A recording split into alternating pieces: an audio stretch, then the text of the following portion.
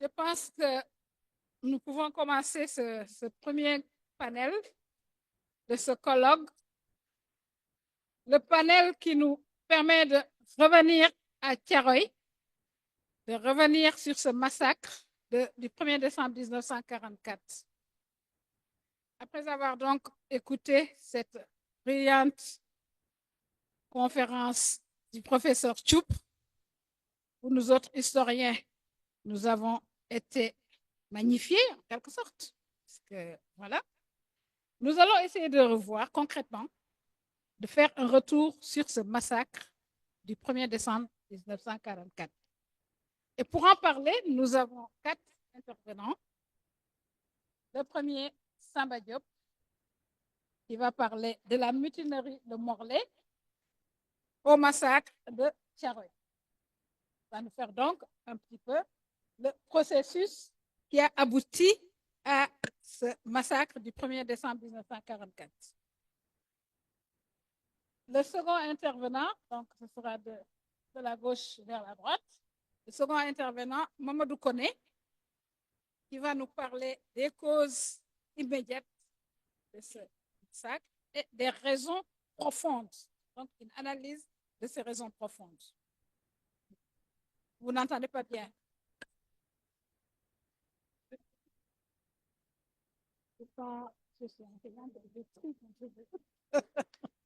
Alors, le troisième intervenant sera Yves Monteil. Et ça, je pense que mon collègue que j'ai en face de moi, oui, et qui me reprochait de n'avoir pas associé les géographes, va être content un peu, puisque Yves Monteil va nous parler un peu du massacre de Thiaroye en cartographie et infographie. Alors, avant de passer la parole à Armel, qui va terminer par cette histoire de mensonge d'État, qui est le 1er décembre 1944, le massacre des tirailleurs. Alors, je ne vais pas faire le tour de la question, le résumé autre, puisqu'il est 12h50. Donc, je vais tout de suite passer la parole. Parce que nous avons tous l'importance de ce 1er décembre. Je vais passer tout de suite la parole au premier intervenant, Samba Diop, qui va nous parler de cette mutinerie de Morlaix, qui se termine à Thiaroye 44. Vous n'entendez pas bien. J'ai la voix cassée. Vous avez la parole. Vous avez 15 minutes quand même.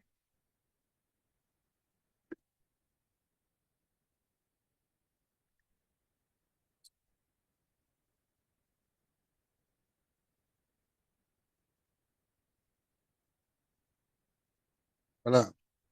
Bonjour, madame, mesdemoiselles, messieurs. Bonjour, chers invités, honorables autorités. Nous vous saluons tous en vos noms, titres et grades.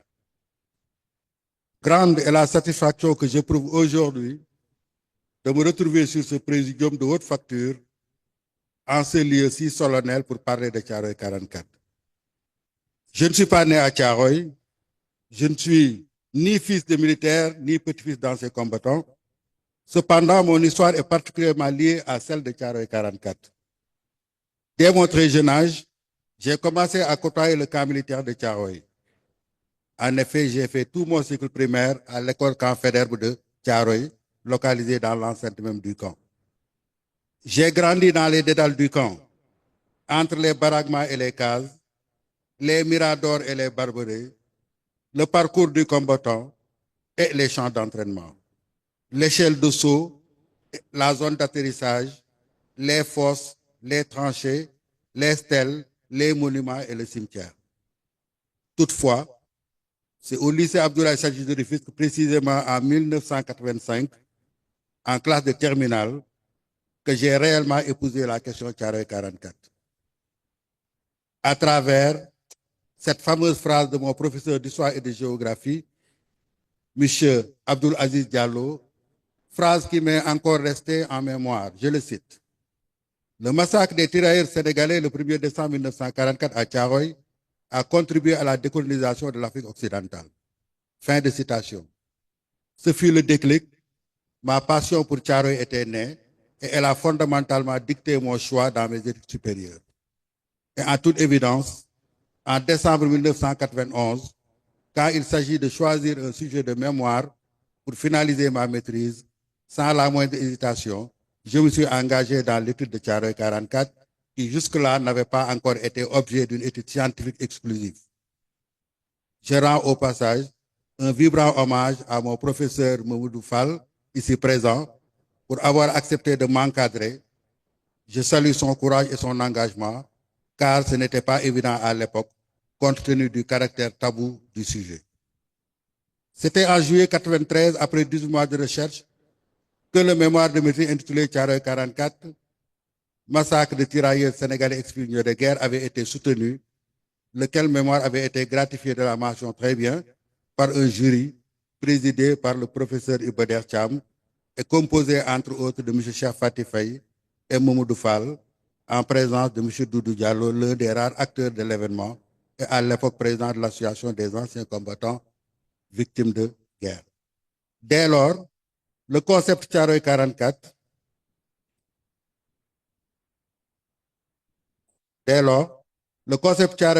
initié par le cinéaste Ben Diogoy Bey, est longtemps récusé par les autorités, acquiert droit de cité au détriment des qualificatifs inappropriés tels que incident de Thiaroye, fusillade de Thiaroye, camp de Thiaroye, mutinerie de Thiaroye. Suite à cette entreprise, j'ai été chargé de l'organisation de la première journée de l'ancien combattant le 1er décembre 1993. Malgré une mention bien au certificat de maîtrise et très bien aux mémoires, j'ai été exclu de l'université Cheikh Anta Diop pour je ne sais quoi.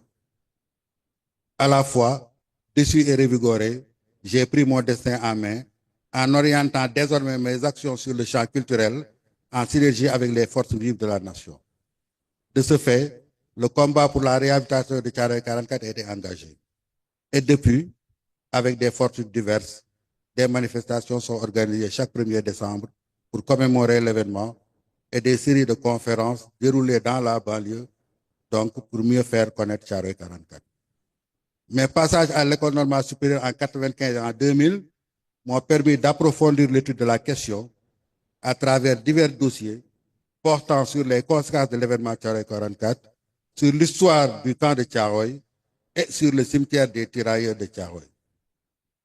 Mon voyage au Japon en 2009 m'a permis de visiter Hiroshima Peace Memorial Park, ce qui m'a poussé à revisiter l'histoire de Thiaroye 44 et d'en avoir une nouvelle approche.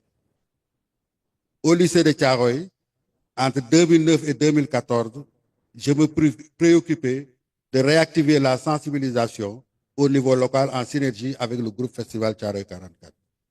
Au moment où les autorités politiques, avec l'institutionnalisation de la journée du tirailleur sénégalais le 23 août 2014, semblent davantage se focaliser sur l'histoire des tirailleurs sénégalais au service de la France, avec la mise en avant des débarquements de Normandie et de Provence au détriment de Thiaroye 44. Malgré les contraintes liées à l'administration scolaire, je réponds toujours à l'appel quand il s'agit de promouvoir Thiaroye 44. Ma préoccupation aujourd'hui est de suivre le parcours tumultueux de ces tirailleurs martyrs depuis la mutinerie de Morlaix jusqu'au massacre de Thiaroye. Un parcours dont les lectures que nous en avons aujourd'hui sont marquées par des controverses, des contradictions, des extrapolations, des mensonges, des spéculations et des silences complices. À l'approche de la Seconde Guerre mondiale, plus d'une centaine de milliers de tirailleurs sénégalais étaient mobilisés, les uns recrutés de force et les autres engagés volontaires pour la défense de la mère patrie. Avec la grande défaite de juin 1940, plus de 16 000 d'entre eux furent faits prisonniers et incarcérés dans les fronts Salak, en territoire français, sous la garde de l'armée de la collaboration. Ils y vécurent pendant 4 années dans des conditions extrêmement difficiles. Ils étaient finalement libérés en septembre-octobre 1944 lors de la grande contre-offensive. La prise en charge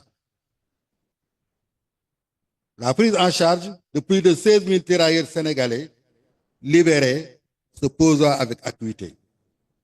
Le 4 novembre 1944, plus de 2000 d'entre eux, regroupés au camp de transit de Morlaix en Bretagne, dans le Finistère de la France, se révoltèrent et refusèrent d'être rapatriés à Dakar sans la régularisation au préalable de toutes les indemnités auxquelles ils avaient droit, au même titre que leurs homologues blancs. 395, 350 ou 300 d'entre eux avaient refusé d'embarquer. Combien de tirailleurs avaient réellement embarqué à bord du Circassia le 5 novembre 1944? 400 tirailleurs avaient-ils été réellement laissés en rade lors de l'escale de Casablanca? Le commandant en charge du transfert avait cependant précisé que le trajet s'est déroulé sans incident. Combien de tirailleurs exactement avaient débarqué au port de Dakar le 21 novembre? 1200, selon le général Yves de Boissel, commandant en chef de l'AOF. 1280, d'après le général de division Marcel Dagnan, ou 1300 pour le lieutenant-colonel Lemas. Il demeure que les désagréments connus à Morlaix les attendaient encore à Dakar. L'accueil à Dakar était plus que sobre. Les populations n'étaient pas informées et les hautes autorités militaires n'étaient pas au rendez-vous. Déçus et indignés, les tirailleurs étaient conduits manu militari au centre de transit des tirailleurs indigènes coloniaux de Thiaroye. Et là, ils étaient entassés dans des baraquements et des tentes au sud-ouest du camp. Ces tirailleurs revenus de la métropole, avec une mentalité nouvelle, ne pouvant plus accepter d'être traités en inférieur, exigeaient plus de considération, suscitant la crainte de l'autorité, d'où une juxtaposition de mesures vexatoires à leur endroit. Le détachement était consigné et surveillé. La nourriture qui leur était servie était infeste. Des tenues de tirailleurs leur étaient imposées en remplacement des beaux uniformes offerts par les Américains. Le taux de change qui leur avait été proposé lors de l'échange de leurs économies était en deçà du cours normal. La décision de les rapatrier vers leur village d'origine, sans la régularisation de leur situation, fut la goutte d'eau de trop. Intransigeants, exigeants et unanimes, ils refusèrent de quitter le camp. Même devant le général Dagnan, commandant en chef de la division Sénégal-Mauritanie en visite au camp le 28 novembre, ils restèrent fermes sur leur position. Face au refus des tirailleurs, le général s'était même engagé de payer de sa poche le lendemain si la France tardait à le faire. Il avait donné sa parole d'officier général. Le 30 novembre, sans que rien ne soit réglé, l'ordre de départ fut donné pour le lendemain. Encore une fois, les tirailleurs refusèrent de se plier. Ils ne partiraient pas sans la régulation au préalable de leur situation. C'était plus une question de principe que d'argent. Malgré cette promesse, le camp fut investi le lendemain matin. L'opération destinée à rapatrier les forces des tirailleurs, de rapatrier de force les tirailleurs en révolte, a été minutieusement commanditée. Les moyens déployés furent énormes. Cependant, les tirailleurs, forts de leur promesse, ne s'attendaient pas à une intervention active. Au total, plus d'1 millier d'hommes bien armés, des tirailleurs sénégalais en majorité,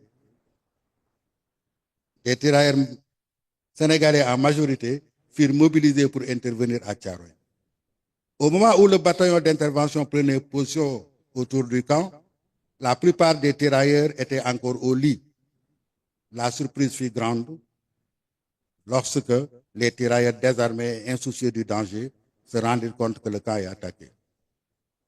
Le camp fut pris d'assaut dans la matinée du 1er décembre 1944. La force triompha sur la détermination des tirailleurs désarmés. Le commandant du bataillon d'intervention somma aux tirailleurs de rejoindre la gare pour prendre le train. Ils refusèrent d'obéir. Le lieutenant Solomon, qui commandait la section lourde, donna l'ordre de tirer sur les baraquements.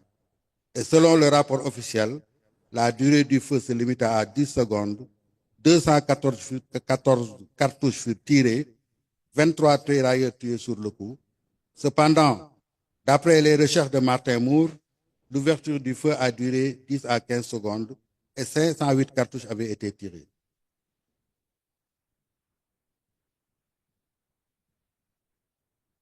Devant la surprise générale, les tirailleurs sortis précipitamment des baraquements, se dispersant dans le camp, ceux qui tentèrent de le quitter se heurtèrent à la ceinture de sécurité qui se referma sur eux. Ceux qui avaient réussi à s'échapper étaient appréhendés, poursuivis et arrêtés par les rabatteurs en ville. Le camp fut placé en état de siège pour assurer l'encadrement et le répartiment des rescapés. On va aller beaucoup plus vite, hein? Vous pouvez conclure. Oui. Bon. Donc, le bilan officiel fait état de 35 morts et 35 blessés dans un rapport, et dans un autre, 35 morts et 35 blessés des décédés par la suite, soit 70. Nombre largement en deçà du chiffre retenu par les populations riveraines qui parlent de plusieurs centaines de morts. Jusqu'à aujourd'hui, l'autorité française ne s'est prononcée ni sur le lieu, ni sur le mode, ni sur les conditions d'enterrement de ces tirailleurs. 48 tirailleurs considérés comme meneurs étaient jugés et emprisonnés. Face à ces différences dans les chiffres évoqués et ces silences sur l'inhumation des tirailleurs massacrés, pour un service comme l'armée, connu par sa rigueur, force est de reconnaître qu'il y avait une volonté manifeste de l'autorité raciste et maladroite d'installer la confusion et d'effacer toute trace liée à Thiaroye. Pour finir, je dirais simplement que l'histoire des tirailleurs sénégalais au service de la France a été largement valorisée. Il reste aujourd'hui de revenir sur l'histoire peu connue des tirailleurs sénégalais au service de l'Afrique. La contribution des tirailleurs sénégalais dans le combat pour la décolonisation occidentale est fort remarquable. Ils sont revenus de la guerre avec une mentalité tout à fait nouvelle et ils n'acceptaient plus d'être traités en inférieurs. Donc, pour des questions de temps, je crois que je tiens simplement à préciser que donc, le combat pour la réhabilitation de Tcharakat et des tirailleurs sénégalais a été engagé il y a extrêmement longtemps. Des acquis ont eu lieu au cours du temps.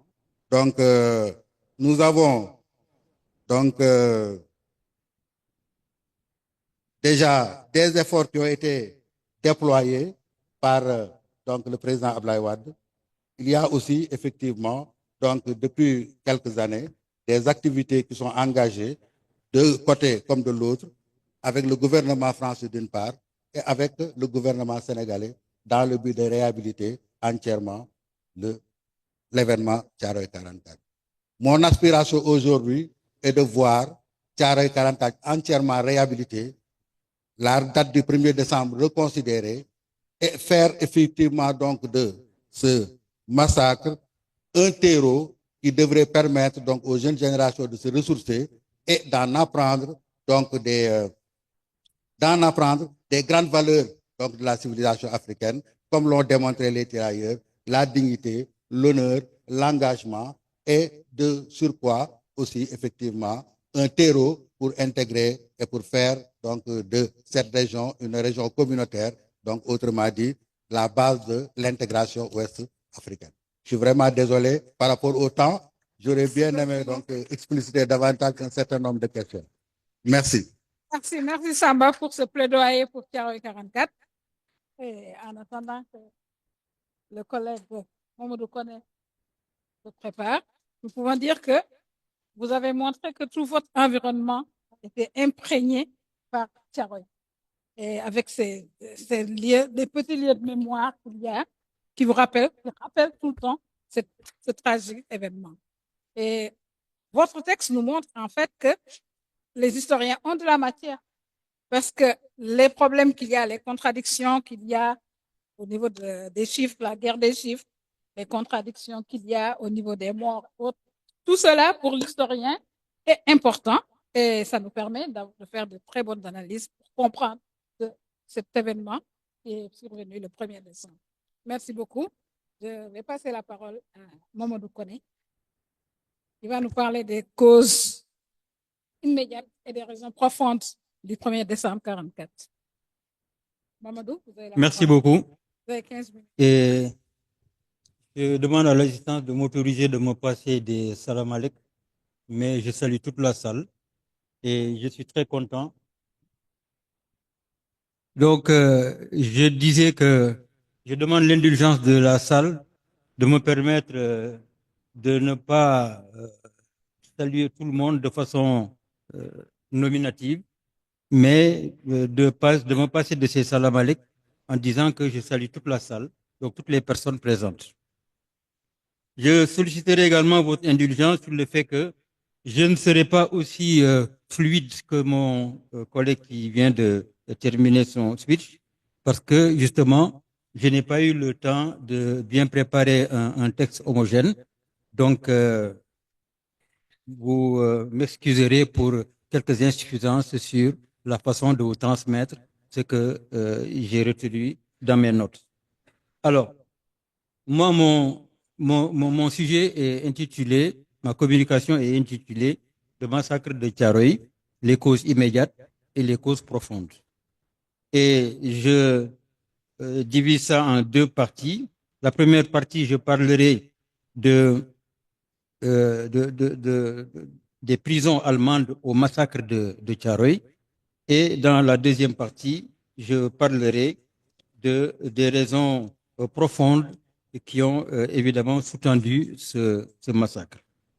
Alors, on l'a dit et répété, quand la Seconde Guerre mondiale a éclaté, l'armée française n'est entrée dans la bataille qu'à partir du mois de mai, avec ce que tout le monde sait, la drôle de guerre. Mais en quelques semaines, donc de mai à juin, la France a été défaite, ce qu'on appelle donc la débâcle française. Et durant cette débâcle, c'est là que commence le calvaire de ceux qui vont être les futurs prisonniers dans les fronts Stalag. Parce que les Allemands, donc l'armée française débordée, les Allemands ont tout simplement demandé aux Français, plutôt que de se constituer en prisonniers parce qu'ils étaient très nombreux, de déposer leurs armes et de se mêler à la population, ce qu'on appelle l'exode, pour partir. Les tirailleurs, eux, les Noirs, on les a isolés, loin des regards des officiers français, pour les exécuter de façon très sommaire. Et beaucoup en ont souffert. Je ne peux pas citer tous les cas d'exécution sommaire, mais nous avons Chasselet, nous avons Clamcy où 43 tirailleurs ont été assassinés, exécutés.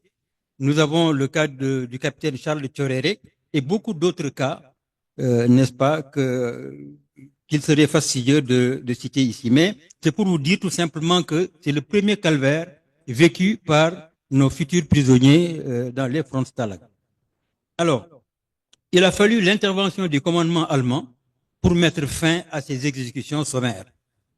Et plutôt que de garder les tirailleurs sénégalais donc en Allemagne comme prisonniers, ils ont créé des prisons à ciel ouvert qu'on appelle front Stalag, où ces tirailleurs vont être internés. Alors là, ils vont souffrir un autre calvaire, puisque beaucoup d'entre eux vont mourir de faim, de froid, et les blessés n'étaient pas évidemment soignés, et ce fut un véritable martyre. Et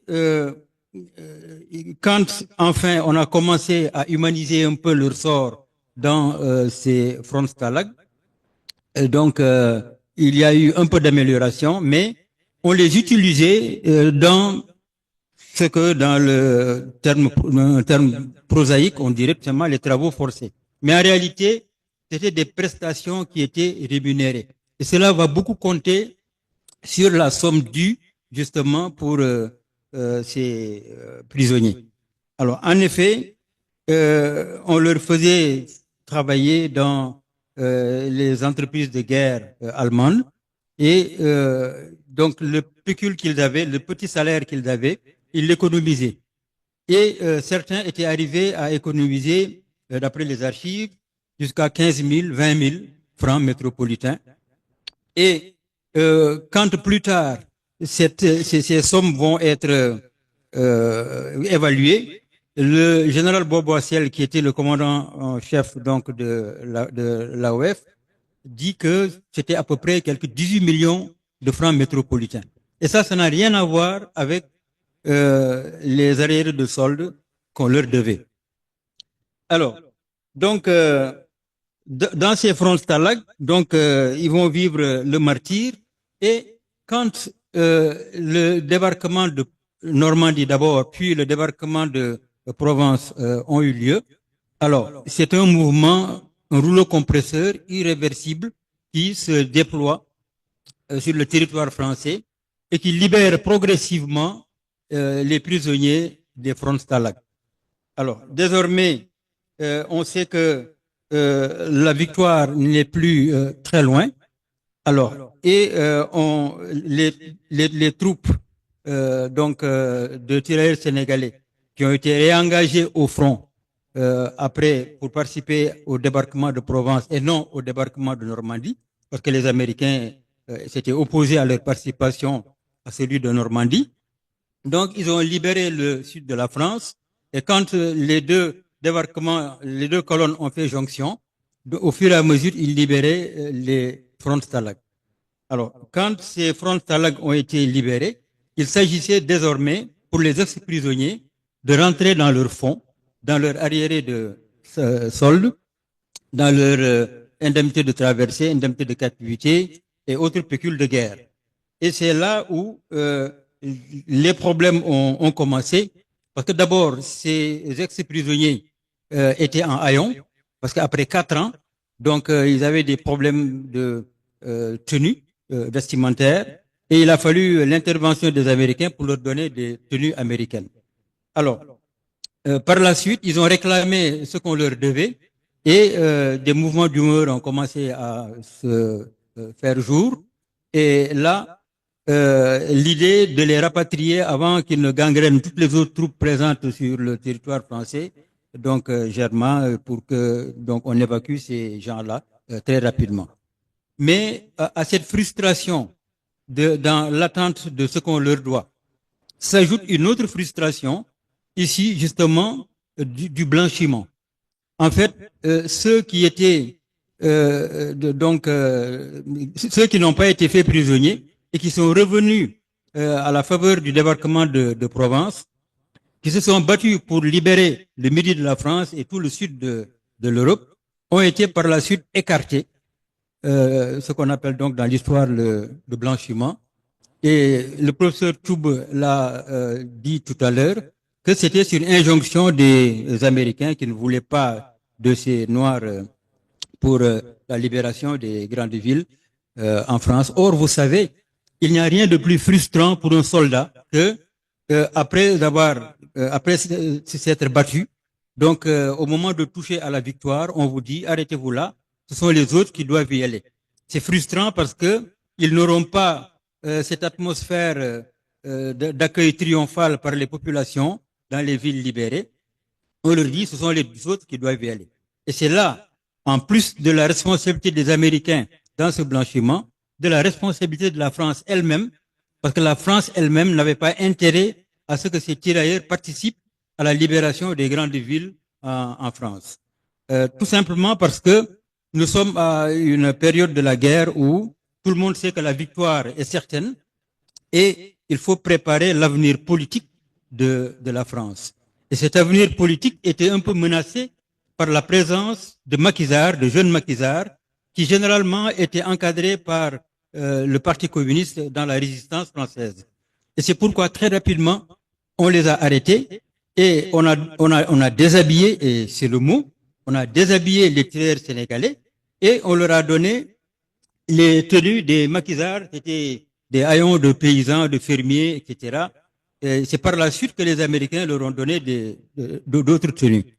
Alors, donc, on a embrigadé, on a utilisé ces maquisards comme soldats, parce que quand ils portent l'uniforme, ils sont mieux contrôlés pour éviter que le Parti communiste n'ait un poids dans la période qui n'était pas très lointaine de la situation politique en France. Donc, pour ces raisons-là, pour des raisons politiques, le blanchiment a eu lieu en plus de ce que les Américains désiraient. Mais il y a aussi que les Français eux-mêmes tenaient à ce que ce ne soit pas des Noirs qui libèrent les grandes villes en France. Et je voulais apporter également une précision que l'on avance souvent des contre-vérités dans l'histoire en disant que c'est le général Leclerc, ce sont les troupes du général Leclerc qui sont entrés les premiers à Paris. En fait, le général Leclerc s'est battu d'abord pour faire partie donc du débarquement de Normandie.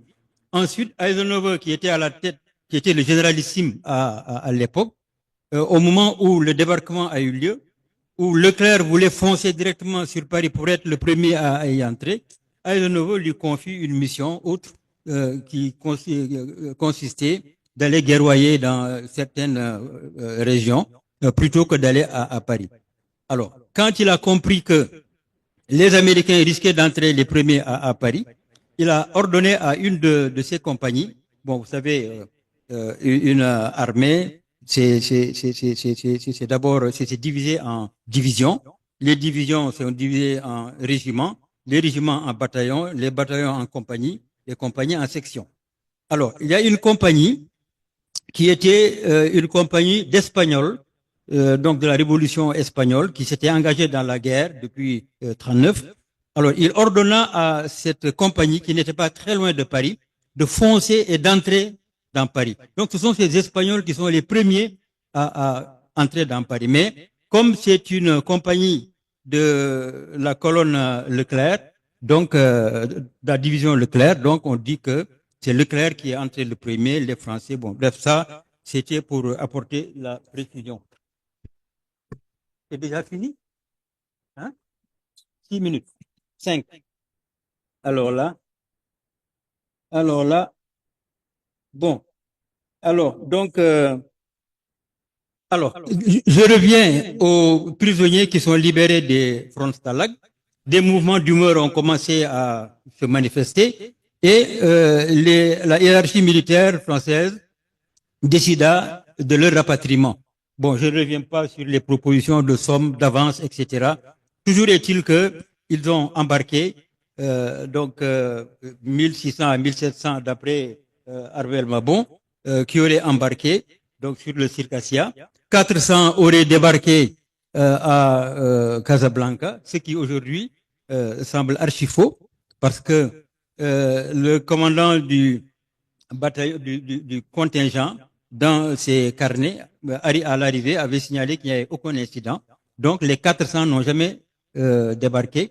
C'était peut-être pour préparer, pour amoindrir le nombre futur de massacrés, donc à Thiaroye. Alors, donc, ils sont arrivés, il s'est passé ce qui s'est passé. Donc, voilà, de façon très ramassée, les causes immédiates de ce massacre. Maintenant, les causes profondes de ce massacre, il faut dire que quand la Seconde Guerre mondiale a éclaté, l'Empire était chancelant. D'autant plus qu'en 1941, il y a eu la Charte de l'Atlantique décidée par les Anglais et les Américains, qui ne voulait pas, qui valait d'autodétermination des peuples. Alors, les Français n'en voulaient pas et se méfiaient des Américains et des Anglais. Et qui plus est, à cette époque, l'Empire étant vraiment secoué, malmené, il fallait tout faire pour réaffirmer l'unicité de cet empire et éviter que les colonies ne profitent de cette situation pour s'émanciper, parce que la France n'avait plus les moyens de les assujettir. Alors, donc, ensuite, il se trouve que il y avait beaucoup d'argent à donner aux tirailleurs sénégalais. Et cette quantité énorme d'argent allait créer des problèmes au sein même de l'administration coloniale sur place, parce que des tirailleurs donc enrichis, plus riches d'ailleurs que les officiers qui étaient là, si on leur donnait cet argent-là. Qui plus est, ce sont des gens qui sont revenus de France, qui ont fait tomber le mythe de l'homme blanc. Donc, ils parlent d'égal à égal avec les Européens. Il fallait évidemment arrêter ces gens-là et surtout éviter de leur donner cet argent. Mais la réalité était aussi que la France n'en avait pas les moyens. La France était dans la dèche. Alors, et ce sont les Américains qui pratiquement finançaient le reste de la campagne. Alors, cela donc signifie que on allait vers cette situation où carrément il fallait faire du dilatoire. D'autant plus que bien avant Thiaroye, déjà en 1940, il y a des tireurs sénégalais qui n'ont pas été faits prisonniers, qui n'ont pas été tués et qui ont eu la chance de rallier les lignes françaises pour être démobilisés donc en territoire par l'armée française. À ceux-là déjà, on avait demandé de retourner donc en Afrique et qu'ils allaient être payés en Afrique. Notamment, c'est des contingents qui devaient rentrer à Dédougou. Dédougou, c'était dans le Soudan français, aujourd'hui au Burkina, à Kindia et à Kankan en Guinée. Alors, quand ils sont arrivés à Dakar, le général Boisboissel leur dit « Ah, très bien, donc maintenant vous allez rentrer à Conakry, le gouverneur de Conakry va vous payer. » Quand ils sont arrivés à Conakry, ils ont été reçus en fanfare, un accueil triomphal, et le gouverneur qui leur dit « Vous allez dans vos cercles respectifs. » Alors, quand ils sont allés dans leur ce cercle respectif, le commandant de cercle, un des commandants de cercle a dit que non, il faut aller dans les villages, on va vous payer là-bas. C'est là qu'il y a eu une révolte. On en a arrêté 31 qui ont été condamnés aux travaux forcés. Les autres, on les a rapatriés de force sans qu'ils soient payés. Donc déjà, il y avait une rétention, une spoliation financière qui ne disait pas son nom. Alors c'est donc déjà en 1940. Alors, c'est ce qui explique que, donc, on n'est pas surpris de voir que après, évidemment, ça s'est répercuté plus tard sur le contingent qui est rentré en 1944. Alors, c'est terminé. Hein? Vous pouvez conclure. Je conclue. Ok. Alors, pour conclure, je voudrais préciser que cause immédiate, cause profonde, tout cela était prémédité. Le massacre de Thiaroye était prémédité. Pour la simple raison que j'ai eu la chance d'interviewer, je crois que c'était en 2013, un ancien chef d'état-major de la garde mauritanienne, qui était le président de l'Office des anciens combattants, et qui m'a dit que il était à Saint-Louis comme enfant de troupe. Donc à cette époque-là, c'est la promotion qui venait après la promotion de Belali, du général Belali. Et il m'a dit que leurs instructeurs français leur ont fait savoir qu'ils devaient s'absenter pendant quelques jours parce qu'ils devaient aller récupérer du matériel américain dans le nord de la Mauritanie, dans le Sahara. Alors, en réalité, ils venaient à Dakar pour participer au massacre de Thiaroye. Et ils l'ont su parce que, au retour de cette mission, ils sont venus dire à leur potache, et de façon, en leur disant que, écoutez, on était parti à Thiaroye et on a cassé du tirailleur. Bref, ils l'ont raconté donc ce qui s'est passé à Thiaroye. Alors, si ces instructeurs-là, quelques jours avant, ont dit à leurs élèves qu'ils allaient partir à Saint-Louis, ça veut dire que c'est déjà prémédité. Et on a d'autres preuves de cette préméditation. Alors, donc, voilà, je voulais apporter quelques précisions sur le covert, mais peut-être dans les débats, on aura cette occasion. Je vous remercie de votre attention. Merci. Merci beaucoup, Koné. Merci de nous avoir décrit ce contexte que vous maîtrisez très bien, ce contexte qui nous permet en fait de comprendre les causes profondes et les causes immédiates aussi. Les causes profondes, puisque vous parlez de ces révoltes dont on ne parle pas, hein, de ces Ah, mais qu'est-ce qui se passe avec mon micro? Bon, c'est allumé, oui. Alors, comme ça, voilà. Donc, je remercie le collègue de nous avoir décrit ce contexte qui nous permet de comprendre un peu les causes profondes et les causes immédiates.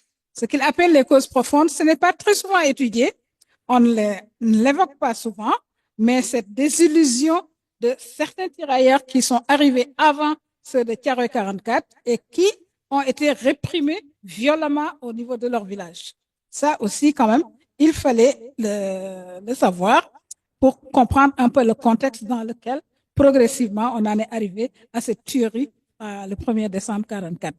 Je vais passer la parole à M. Yves Monteil pour nous parler un peu de ce que nos cousins géographes amènent comme grain de sel dans l'affaire. Voilà. Merci. Bonjour à tous. Alors, la particularité par rapport aux intervenants précédents, c'est que je ne suis pas historien, même si j'ai fait des études universitaires dans un autre domaine. Je suis photographe, photoreporter, photographe documentaire, photojournaliste, vous choisirez le terme. Et depuis quelques années, je m'attache à faire des enquêtes documentaires en photographie. J'ai mené un travail sur le maintien de l'ordre en France pendant quelques années. Et depuis 3 ans maintenant, je travaille sur le massacre de Thiaroye. Et il y a d'ailleurs quelques similitudes entre mon travail préalable sur le maintien de l'ordre et ce qui s'est passé à Thiaroye. On a aujourd'hui un héritage, notamment sur les versions officielles qui aujourd'hui sont dans le domaine du maintien de l'ordre, très comparable à ce qu'on a pu observer à Thiaroye. Pour avoir étudié pendant 3 ans ce sujet, je n'ai par exemple jamais pris pour argent comptant un rapport de préfecture, comme je me suis méfié de la même manière des rapports des officiers français. Alors ce que je vais faire, c'est que je vais me délocaliser sur la droite parce que mon intervention, je suis un homme d'image, donc est avant tout visuel. Et comme pour Thiaroye, je n'ai pas pu ne faire qu'un livre photographique, comme normalement le photojournalisme le permet, c'est-à-dire normalement photo-légende avec un travail préalable pour raconter une histoire. Là, j'ai ajouté à mon travail en cours des infographies et des cartographies grâce notamment au concours des travaux d'Armel Mabon. Et je voudrais aussi remercier, je sais que je l'ai vu tout à l'heure, Mansour Kébé, qui il y a quelques années, en regardant mes premières cartographies, m'a encouragé à poursuivre. Pour rappel, Mansour Kébé est l'un des premiers à avoir fait des recherches autour du scénario de Boubacar Boris Diop et de Ben Diogaye Bey. Donc je le remercie pour ces encouragements qui m'ont poussé à continuer. Donc je pense que j'ai prévu beaucoup trop. Je vais passer des infographies et des cartographies. Je m'arrêterai sur celles qui peuvent être le plus intéressantes pour vous ici. Je pense notamment à une cartographie du camp de Thiaroye qui m'a pris de nombreux jours, de nombreuses heures et qui est la superposition de tout ce qui existe sur le camp Thiaroye, c'est-à-dire des archives cartographiques et des photos aériennes du SHD, du Service historique de la défense en France, mêlées à des plans militaires dont on a la connaissance grâce au rapport. Et aussi, il y a des outils aujourd'hui satellites qui permettent de très bien situer où étaient les baraques, où s'est déroulé le massacre. Et la question des fosses communes aussi avec les endroits supposés. Donc peut-être on peut baisser un peu la lumière, je vais me mettre là, et puis s'il y a des infographies et cartographies sur lesquelles je passe et qui vous intéressent, on pourra échanger plus largement plus tard.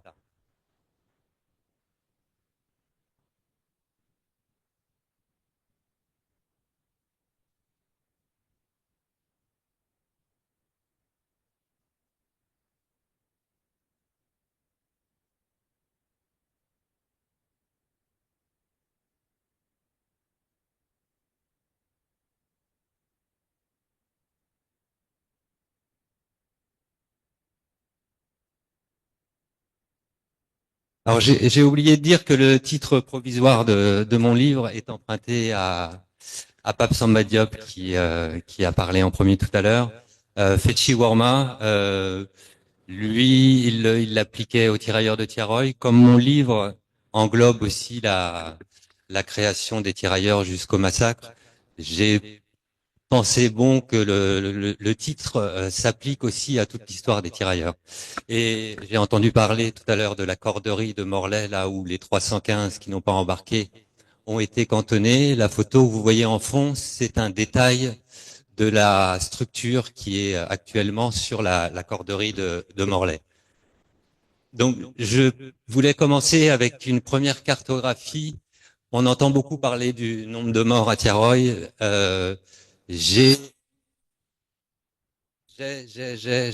répertorié, alors c'est pas exhaustif, un certain nombre de chiffres. Donc vous voyez le spectre est large, de 22 morts. Alors je vais pas vous donner tout le détail. 22 morts. On a par exemple le 2 décembre 44 le consul général britannique, le colonel Carbillet et non le colonel Carbillet donne 24 morts le 4 décembre. Bon, je vous passe les autres chiffres. On a les fameux 35 morts de Dagnan et les 70 dans un autre rapport. Hollande fera la même chose puisqu'en 35, il parle de 35 morts en 2012 et en 2014 de 70. Ensuite, alors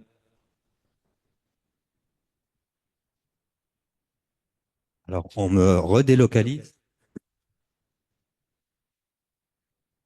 On peut retrouver aussi le chiffre de 100 morts. Alors ça, grâce aux recherches de Mansour Kébé, toujours, il faut savoir qu'il y a des journaux qui, peu après le massacre, quelques jours après, de manière satirique, parlent déjà du massacre de Tiaroy sans le nommer. Et on retrouve ce chiffre de 100 morts dans le journal Le Réveil. Alors je ne vois pas la date parce que je l'ai pas à droite, c'est le 4 décembre de mémoire.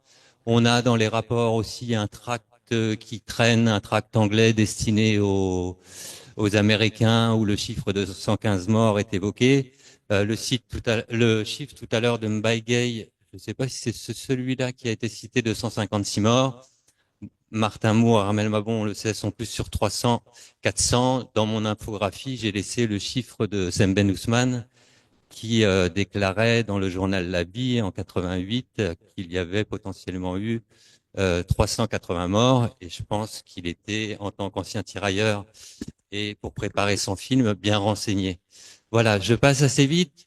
Alors une infographie, c'est comment en un visuel essayer de rendre compte, en l'occurrence, du mensonge d'État sur le non-paiement des soldes. Alors, je vais aller doucement, regardez bien tout en haut, je vais essayer peut-être de zoomer si vous voulez. Le 21 octobre, on a cette fameuse circulaire 2080, pardon, qui nous explique que le paiement doit se faire un quart en métropole et trois quarts à l'arrivée. En dessous, suivez bien, hein, le 5 novembre, on est donc au départ de Morlaix. Les tirailleurs n'arrivent à Dakar que le 20 novembre, mais pendant qu'ils sont en mer, un télégramme du ministère de la Guerre du 6 novembre déclare que le paiement sera maintenant fait intégralement avant le départ en métropole.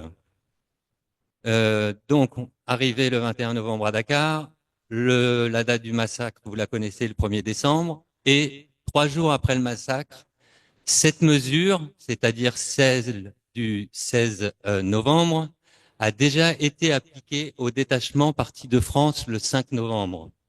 Donc, normalement, avec ces trois dates et ces trois titres, vous comprenez très vite le mensonge apparaître, avec en plus le général Dagnan qui, le 5 décembre, dit dans son rapport qu'il n'avait pas été fait application des dispositions de la circulaire 2080, donc souvenez-vous, la première, au détachement qui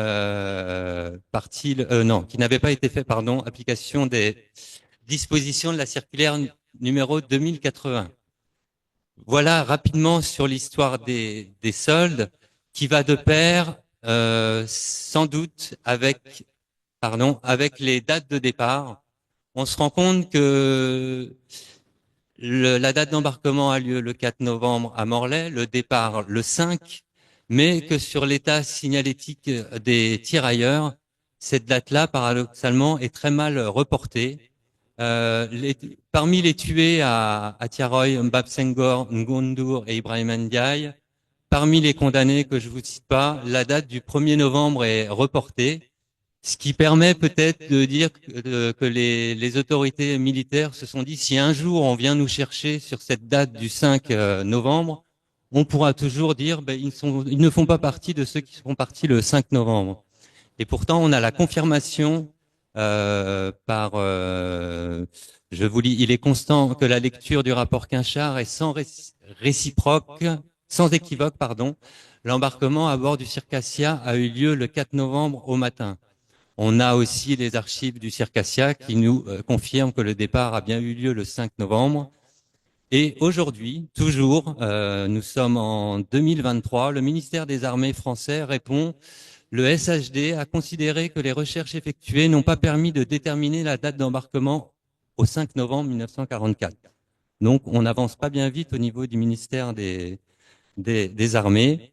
Et aussi, il y a eu d'autres dates fantaisistes, le 11 novembre pour un certain nombre de rescapés, dont Souleymane Doucouré, dont le fils est ici présent.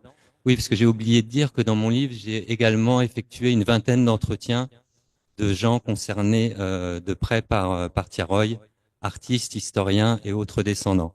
Et on a même des dates encore plus excentriques avec Doudou Diallo, dont la fille est ici présente aussi, qui a une date de départ le 12 novembre, Kotou Diakité le 13 novembre, et encore plus extravagant, Ibou Senghor, qui serait parti de Nantes le 19 novembre. Voilà pour ce qui relève pour moi de la supercherie. J'avance un petit peu, je ne vais pas m'attarder parce qu'on en a un peu parlé sur le nombre de rapatriés. Sachez qu'en vert, c'est l'hypothèse la plus probable, c'est qu'on a un chiffre de 1950 à 2000, on va dire, tirailleurs au départ de Morlaix, et qu'en enlevant les 315 qui n'ont pas embarqué, on est autour de 1600 à 1635. Les services de renseignement, je vous passe leurs calculs, partent de 2400 pour arriver à 1800 avec des erreurs de calcul en plus pour un final à 1300. Et en orange, c'est ce que reprennent les différents rapports ou même le gouverneur général de l'AOF, ce fameux chiffre qui varie entre 1200 et 1300 en passant par 1280.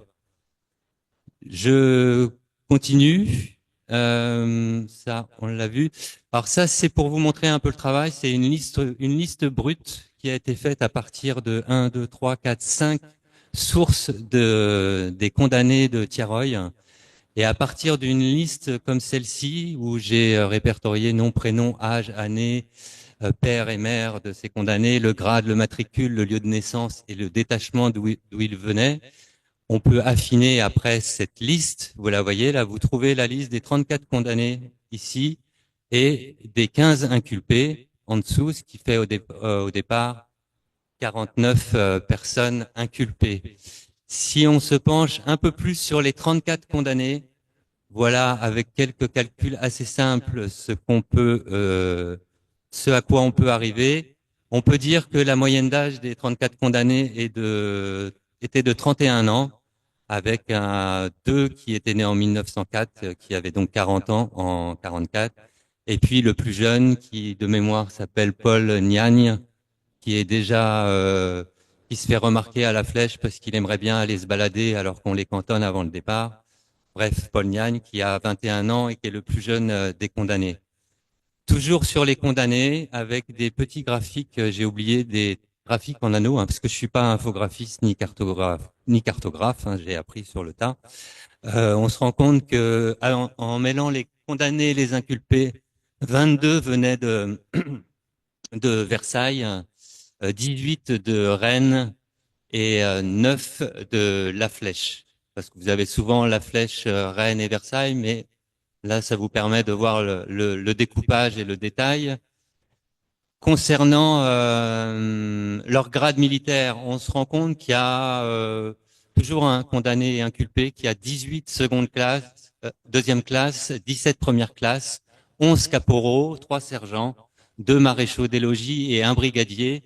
Donc c'est assez varié. Hein. Il y a autant de, enfin, il y a des gradés et aussi des soldats de première classe et de deuxième classe. Je continue parce que je voudrais vous en montrer le plus possible. Toujours concernant ce procès, l'acte d'accusation du 13 février 45.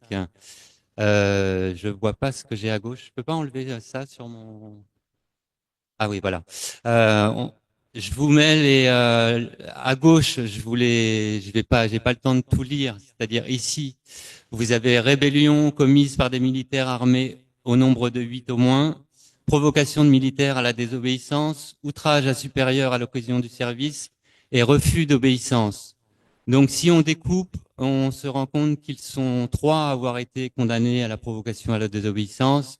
Je passe les outrages 3, refus d'obéissance 12, et le plus grand nombre ont été à tort condamnés à la rébellion commise par des militaires armés au nombre de 8 au moins. Ils sont 29 à avoir cette sanction au-dessus de leur tête. La liste est à droite et certains ont même cumulé. On voit par exemple Antoine Abibou est dans la case refus d'obéissance, rébellion commise par des militaires armés et également outrage à supérieur.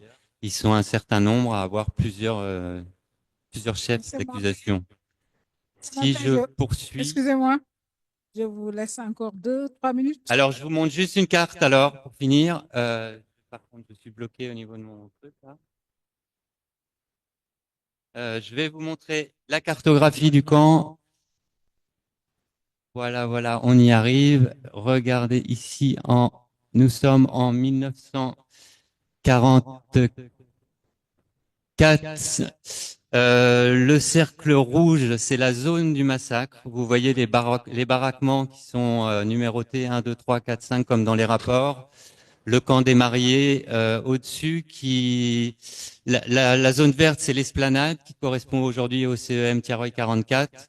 Je vous passe les détails. Le cercle rouge, très important, c'est la zone supposée de fosse commune, dévoilée plus ou moins par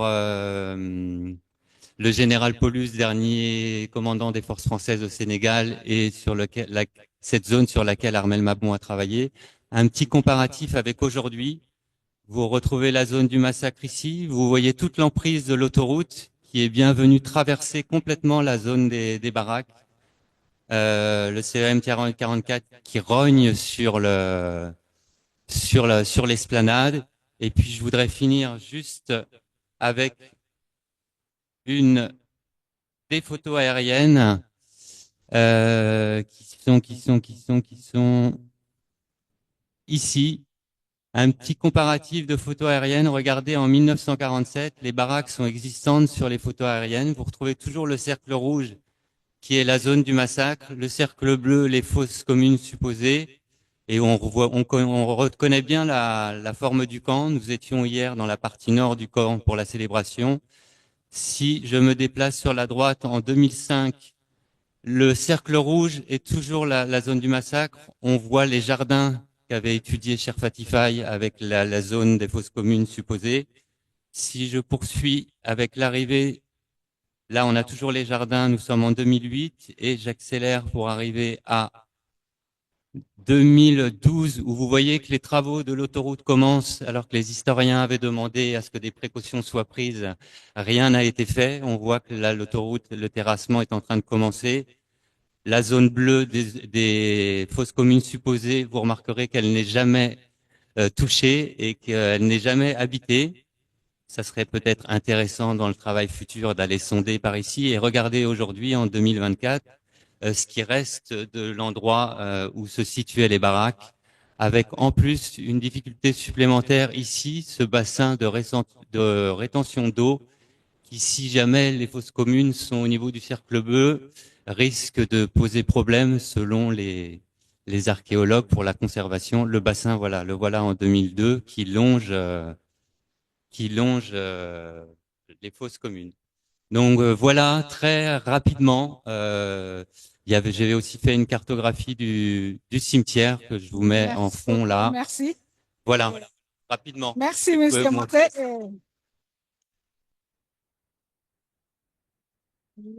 Vous allez permettre à Madame Mabon de faire l'analyse de tout ceci à travers sa communication. Merci. Madame Mabon, vous avez 15 minutes. 53.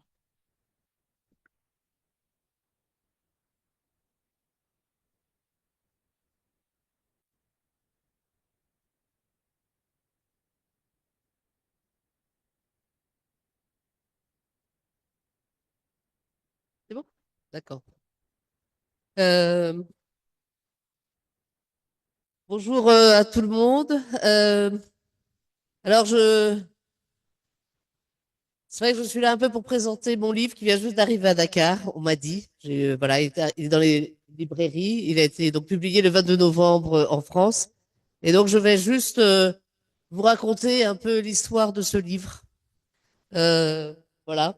Mais pour faire suite au travail que vous a montré Yves Monteil, je voudrais dire que ce qui est très important quand on travaille sur un mensonge d'État tel que celui du massacre de Tiaroy, le plus important, c'est la collaboration. Nous avons beaucoup travaillé, les historiens français. J'ai beaucoup travaillé avec Yves Monteil et la production que vous avez vue avec Yves Monteil, c'est justement cet apport mutuel que nous devons voir et je m'inscris pour que toute cette collaboration puisse se poursuivre entre historiens français, historiens africains et aussi donc des personnes comme Yves Monteil, des photographes, des reporters, les médias, parce que je sais au bout de maintenant, je crois que ça fait plus de presque un quart de siècle que je suis sur cette histoire du massacre de Tiaroy. Je sais que la partie n'est pas gagnée, ça va être encore très dur, je le sais, et je sais que dès que je vais revenir en France, il va falloir se battre encore. Alors on va se battre aussi parce que le schéma juridique est important. Et je signale ici la présence de l'avocat Maître François Pinatel, qui nous accompagne depuis maintenant quelques années sur cette multitude de recours devant le tribunal administratif, que ça soit mené par Biram Sangor, le dernier survivant, le seul descendant d'une victime que j'ai pu retrouver, mais aussi donc le fils de Souleymane Doucouré pour récupérer les sommes que son père n'a pas perçues. Et puis il y aura aussi donc le procès en révision qui est indispensable d'obtenir. Et ça, c'est la conjonction aussi de travaux d'historiens qui permettent d'aboutir à ce indispensable retour à la dignité. Alors, je ne vais pas raconter tout ce que j'ai fait, parce que sinon vous y serez encore dans 25 ans. Donc, je vais juste faire un petit. Je vais commencer par vous lire les remerciements que j'ai écrits. C'est très court et ça reflète un petit peu ce par quoi je suis passée pendant toutes ces années. À celles et ceux qui ont estimé que les hommes de Tiaroy devaient être réhabilités en contribuant à l'approche de la vérité et en soutenant mon travail et mon engagement, je vous dois une infinie reconnaissance. À mes filles, à Wallis et les Naïg, mais aussi à mes proches, je vous ai encore volé du temps pour ce travail exigeant et, je crois, important. Aux descendants, vous avez toute mon admiration pour le combat que vous menez. À celles et ceux qui salissent sciemment la vie, la mort, la mémoire et l'honneur des hommes de Tiaroy, je n'ai rien à vous dire. Je dédie ce livre à tous les ex-prisonniers de guerre qui ont débarqué à Dakar le 21 novembre 1944. Je voudrais tant vous nommer. J'ai une pensée particulière et émue pour Biram Sangor, sans qui ce livre n'aurait pas existé. Sa ténacité a déteint sur moi. Je voudrais aussi avoir une pensée particulière pour celui qui a fait la préface de ce livre, Boubacar Boris Diop, dont le héros Naman m'a certainement inspiré autant que pour Aïcha Euzet, avec cette notion de ces morts qui nous habitent et dont on essaye de redonner une dignité. elle arrivera, mais elle n'est pas encore peut-être atteinte. Et puis aussi, celui qui a accepté de faire la postface, c'est Diallo Diop, qui m'a permis de comprendre aussi tout ce qui peut se passer au niveau du Sénégal pour pouvoir avancer. Donc je vais juste, puisque en fait, ce livre se décompose disons, en 3 parties. J'ai d'abord, je relate ce qu'on voit dans les archives et la déconstruction qui me permettent d'aboutir à pouvoir exprimer cette mention de mensonge d'État. Donc c'est voilà, c'est très assez court en nombre de pages, mais ce fut très très long en, en nombre d'heures de travail, je puis vous garantir. Mais je voudrais juste insister un petit peu plus sur les parties qui sont un peu plus non pas originales, je dirais pas ça comme ça, mais vous comprendrez très bien à la lecture que je suis devenue une historienne déraisonnable. J'étais contrainte de devenir cette historienne déraisonnable, même si, et je sais très bien que beaucoup d'historiens n'ont pas compris parfois ma démarche, parce que effectivement j'étais amenée à saisir la justice administrative, pour essayer d'avancer et de faire parler le ministère des Armées, ça c'était très important, et je n'ai aucun regret, même si dans mon bureau j'ai voilà des tas de, de documents, des mémoires en défense, des mémoires en réplique, des mémoires en duplique, mais au moins ça a permis au ministère des Armées d'être obligé de parler. Et il va falloir continuer à les obliger à parler.